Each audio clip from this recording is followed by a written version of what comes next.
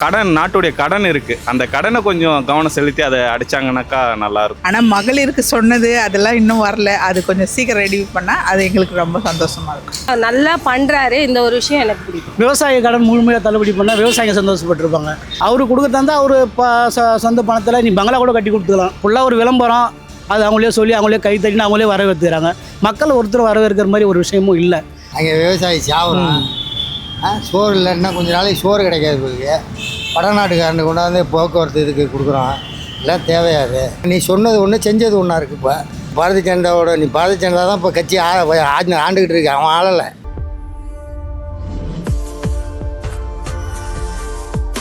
ஆனால் இப்போ நேற்று சட்டமன்றத்தில் பார்த்திங்கன்னா நம்ம சிஎம் விஜய் அவர்கள் வந்து என்ன சொல்லியிருக்காருன்னா, அனைத்து எம்எல்ஏகளுக்கும் கார் கொடுக்குறதா ஒரு மகிழ்ச்சியான செய்தி அறிவிச்சிருக்காரு.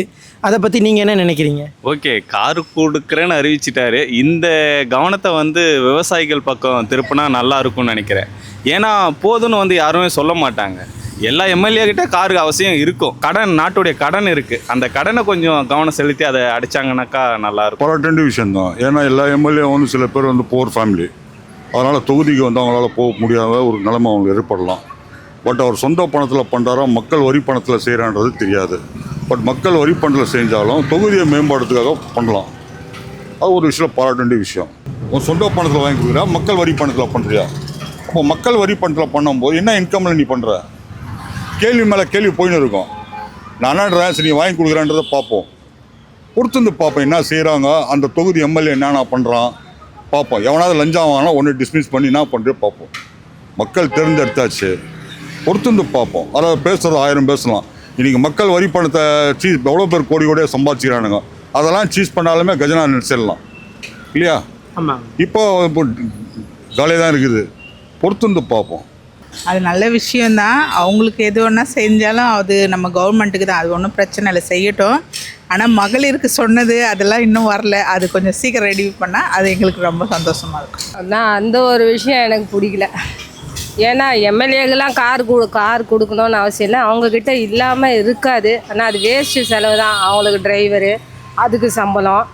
இப்போ இருக்கிற ஒரு 2500 கொடுக்க முடியலன்ற சூழ்நிலையில் இருக்குது. கேஸ் கொடுக்க முடியாத சூழ்நிலை இருக்குது. எவ்வளோ விஷயம் இருக்குது. எம்எல்ஏங்களுக்கு என்ன கொடுக்கணும்? அவங்ககிட்ட கண்டிப்பாக 2 கார் 3 கார் கண்டிப்பாக இருக்கும். அந்த ஒரு விஷயம் நல்லா பண்ணுறாரு. இந்த ஒரு விஷயம் எனக்கு பிடிக்கும். எம்எல்ஏங்கெல்லாம் கார் கொடுக்கணும்னு அவசியமே இல்லை. அது மகிழ்ச்சியான செய்திலாம் இல்லை சார். அது மக்கள் மகிழ்ச்சி வர ஒரு பெரிய செய்தி இல்லை. அவர் கார் கொடுக்குறோன்னா அவர் சொந்த காசு வந்து கொடுத்துருக்கலாம். இது எதுக்கு மக்களோட வரி பணத்தை கொடுத்தாருன்னு தெரியல. மக்களோட அவர் சொன்ன கோரிக்கையே அவர் நிறைவேற்றிருக்கலாம். 2500 கொடுத்தா மக்கள் பயனடைஞ்சிருப்பாங்க. இல்லை மாணவர்களுக்கு 4000 கொடுக்கணும், அதை பண்ணியிருந்தால் மக்கள் பயனடைஞ்சிருப்பாங்க. விவசாய கடன் முழுமையாக தள்ளுபடி பண்ணால் விவசாயிங்க சந்தோஷப்பட்டிருப்பாங்க. இது யாரோ ஒரு எம்எல்ஏவுக்கு கேட்டாங்கன்றதுக்காக இது மொத்த எம்எல்ஏவுக்கும் இவ்வளோ பணம் மக்களோட வரி பணத்தை கொடுத்து மிக தவறாக இருக்குது. ஏற்றுக்கொள்ள முடியாத ஒரு விஷயம். அவரு கொடுக்குறதா அவர் சொந்த பணத்தில் நீ பங்களா கூட கட்டி கொடுத்துக்கலாம். தப்பு இல்லை, யாரும் உங்களை எதுவும் கேட்க போகிறதில்ல.